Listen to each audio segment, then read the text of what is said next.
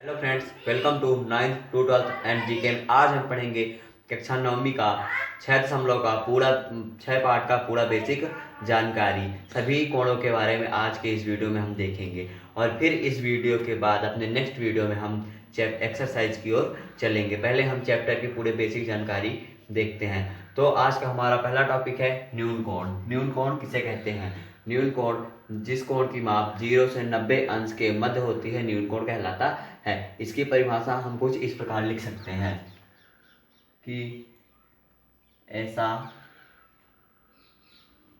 कोण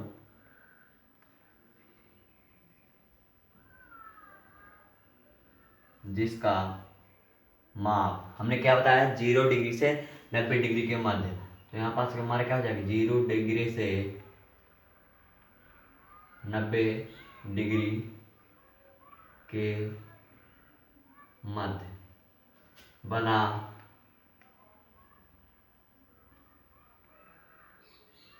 कोण क्या कहलाता है? न्यून कोण कहलाता है।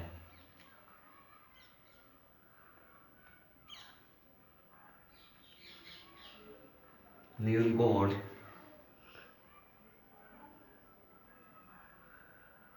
कहलाता है। हमने अपना पहला टॉपिक पूरा क्लियर कर दिया। इस न्यून कोण का डायग्राम कुछ इस प्रकार बन सकता है।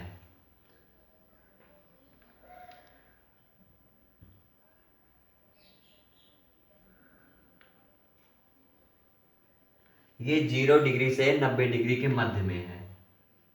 आप इसको कंपास से नाप सकते हैं कितने डिग्री का है।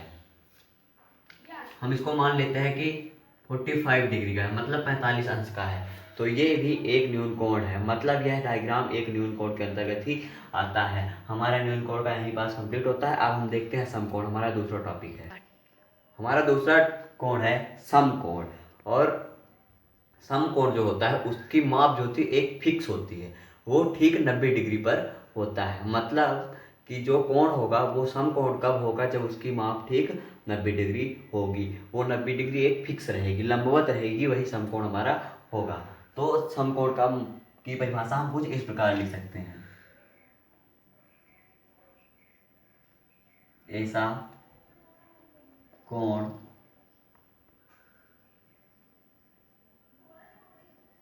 जिसका माप ठीक फिक्स, मतलब ठीक कर दीजिए आप, ठीक 90 डिग्री का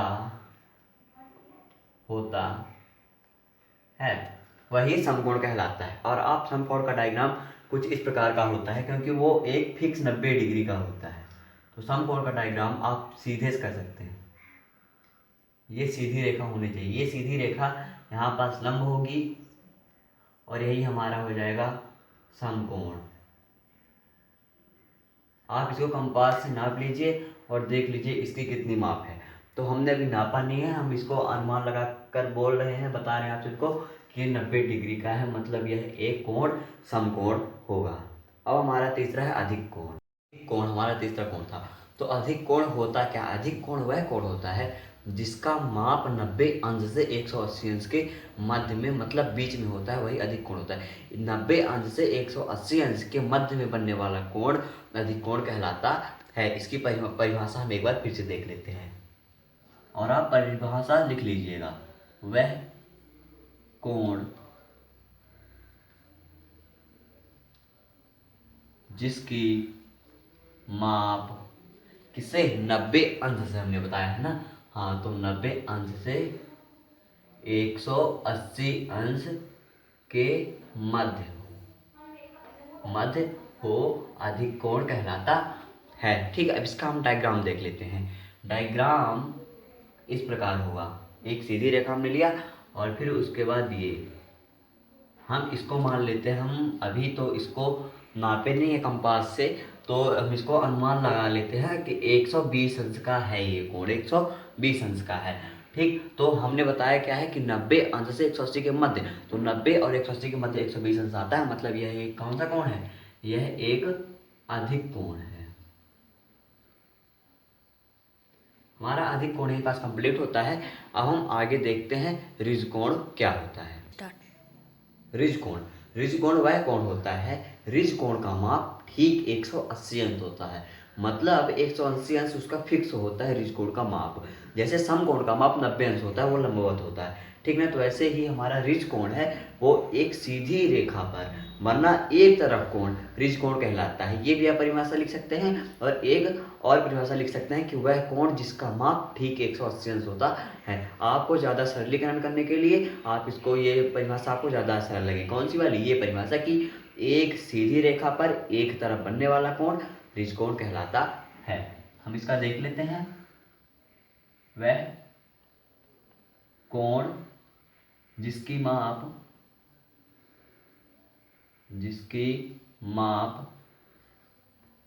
ठीक 180 अंश होता है, ये रिज कोण कहलाता है। अब रिज कोण का डायग्राम कुछ इस प्रकार होगा। यहाँ पास हमने सीधी रेखा खींच ली और हमने क्या बताया कि एक तरफ बनने वाला कोण, ये बिंदु दे दिया हमने, और इस बिंदु पर बनने वाला कोण, एक तरफ बनने वाला कोण कौन सा होगा, रिज कोण, मतलब 180 अंश ठीक माप होगा। और ये कौन सा होगा, रिज कोण होगा हमारा ये। अब हम देखते हैं प्रतिवर्ती कोण। वह कोण, प्रतिवर्ती कोण हम देख रहे हैं, वह कोण होता है जो 180 से 360 के मध्य होता है। या कि आप इसको इस तरह भी बोल सकते हैं कि वह कोण जिसकी माप 180 से अधिक और 360 से कम हो प्रतिवर्ती कोण कहलाता है। इसकी परिभाषा हम कुछ अलग तरीके से लिखते हैं और इस प्रकार लिखते हैं। वह कोण जिसकी माप, आप इन सभी का स्क्रीनशॉट लेते जाइएगा ताकि तब ना आप सभी को पता चलेगा। वह कोण जिसकी माप 180 डिग्री से अधिक, कर लीजिए आप, अधिक और 360 डिग्री से कम होता है, तो वहाँ पर बनने वाला अच्छे से लिख दूं मैं, वाला प्रतिवर्ती कोण होता है, वर्ती कोण होता है। ठीक, ये हमारी होगी प्रतिवर्ती कोण की परिभाषा। अब इसकी डायग्राम हम देख लेते हैं। देखिए,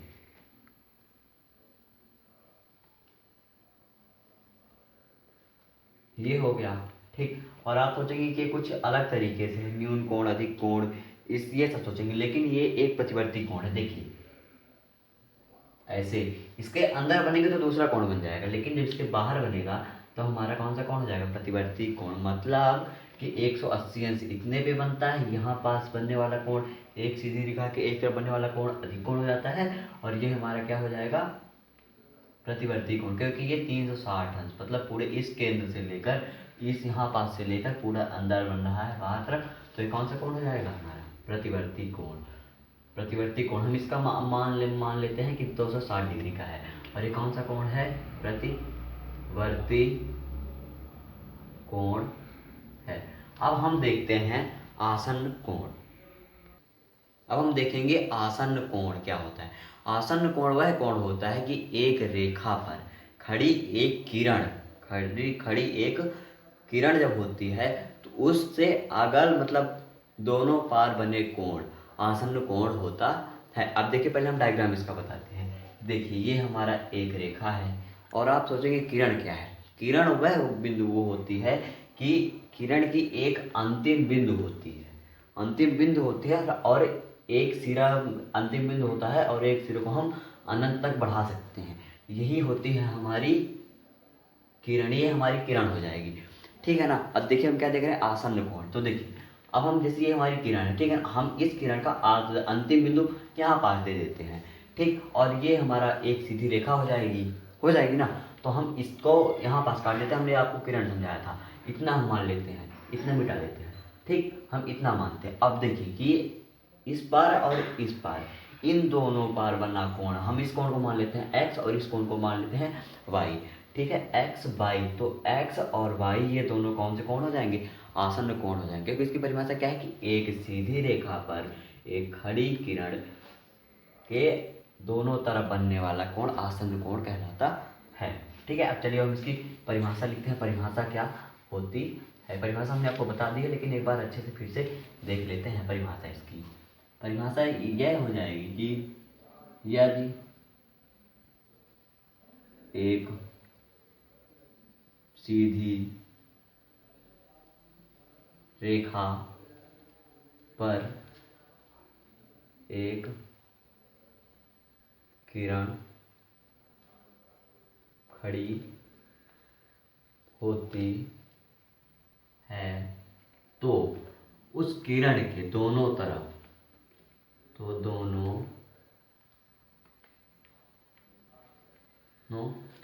बनने वाला कोण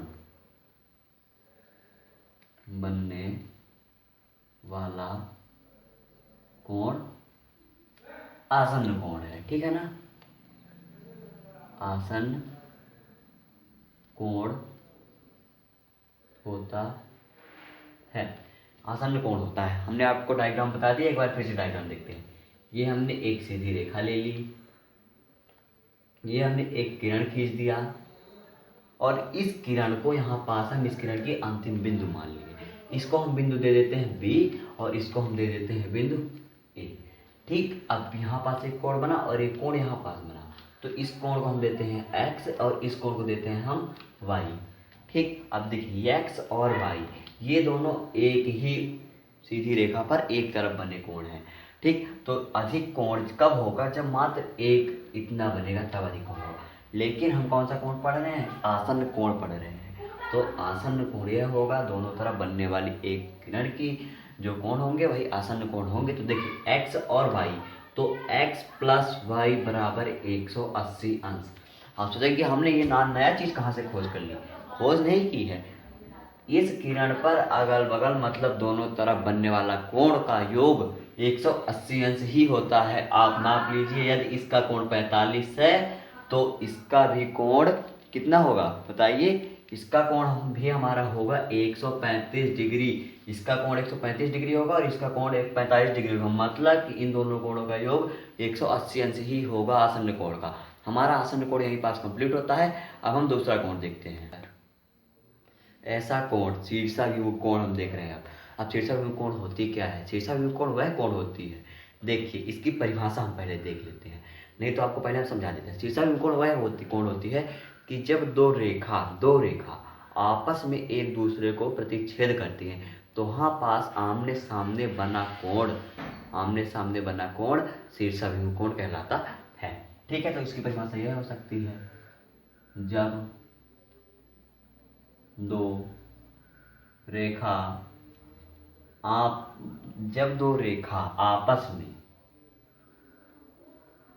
आपस में क्या करती हैं? प्रतिच्छेद करती हैं। आपने सभी परिभाषाओं का जो हमने परिभाषा लिखवाई है उनका स्क्रीनशॉट ले लीजिए, कोई दिक्कत नहीं होगी आप सभी को। जब दो रेखा आपस में प्रतिच्छेद करती हैं तो आमने सामने बना कोण शीर्षाभिमुख कोण कहलाता है। ठीक है ना, शीर्षाभिमुख कोण कहलाता है। अब इसका डायग्राम कुछ इस प्रकार से आप देख लीजिए कि दो रेखा, ठीक, रेखा तो समझते हैं ना रेखा क्या होती है? रेखा वह होती है कि हम इसमें कोई अंतिम बिंदु नहीं होती, ये एक रेखा नहीं है, अभी यह एक रेखा खंड है। इसकी रेखा खंड के दो अंतिम बिंदु होते हैं, लेकिन अभी हम इसको रेखा बना दें, ये रेखा हो जाएगी, क्योंकि हम इसको इधर अनंत तक बढ़ा सकते हैं और इसको हम अनंत तक बढ़ा सकते हैं, लेकिन ये कहीं पास किसी को प्रतिच्छेद ना करे तब यह रेखा हो जाएंगी। ठीक, अब देखिए ये हमारी रेखा है। अब इस पर बना ये हमने इसको अंतिम बिंदु दे दिया, तो ये कौन सा कोण मतलब कौन सी रेखा हो जाएगी? इस रेखा की रेखा खंड हो जाएंगे, मतलब रेखा के टुकड़े हो जाएंगे। हम यहीं पास बिंदु दे देना तो ये इस रेखा के अनेक सारे टुकड़े हो जाएंगे। ठीक, हम रेखाखंड नहीं बता रहे हैं आप सभी को, शीर्षक अभिमुख कोण बता रहे हैं।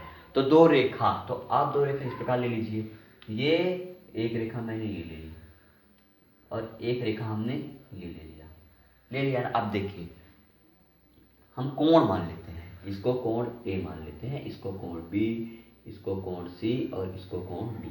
अब देखिए जब हमने इसको कोण डी मान लिया तो कोण ए के सामने भुजा कौन सा कोण है, कोण ए बराबर कोण बी, कोण सी बराबर कोण डी। क्यों? क्योंकि शीर्षाभिमुख कोण,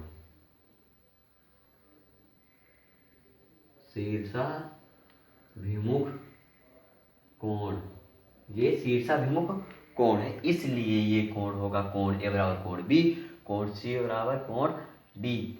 और सबसे बड़ी बात यह है शीर्षाभिमुख कोण की कि यदि दोनों आपस में हैं तो शीर्षाभिमुख कोण तो होगा और इन दोनों कोण का माप सदैव समान होगा। जैसे इस कोण का माप 70 डिग्री दिया गया है तो कोण बी का मान भी 70 डिग्री होगा। इस कोण का मान 60 दिया है तो कोण डी भी 60 डिग्री का ही होगा। ठीक है, चलिए तो हमारा यही पास पूरा हमने कक्षा 9वीं का चैप्टर 6 का पूरा जानकारी आप सभी को दे दिए हैं। आप देखते हैं त्रिभुज के बारे में। त्रिभुज क्या होती है, अब हम त्रिभुज देख लेते हैं इस वीडियो में। बाकी उसके कितने प्रकार होते हैं, उनके प्रकारों में कौन सा कोण कैसा होता है, वो हम आपको अपने नेक्स्ट वीडियो में बताएंगे जब चैप्टर स्टार्ट करेंगे। चैप्टर्स पहले हम उसी वीडियो में चैप्टर्स पहले आपको त्रिभुज भी बता देंगे। तो देखिए त्रिभुज क्या होता है। त्रिभुज वह होता है तीन भुजाओं से बनी हुई बंद आकृति, तीन भुजाओं से घिरी हुई बंद आकृति त्रिभुज कहलाता है। ये इसकी एक सटीक परिभाषा आप मान सकते हैं। क्या लिख सकते हैं, तीन भुजाओं से घिरी हुई, ठीक है ना, घिरी हुई एक बंद आकृति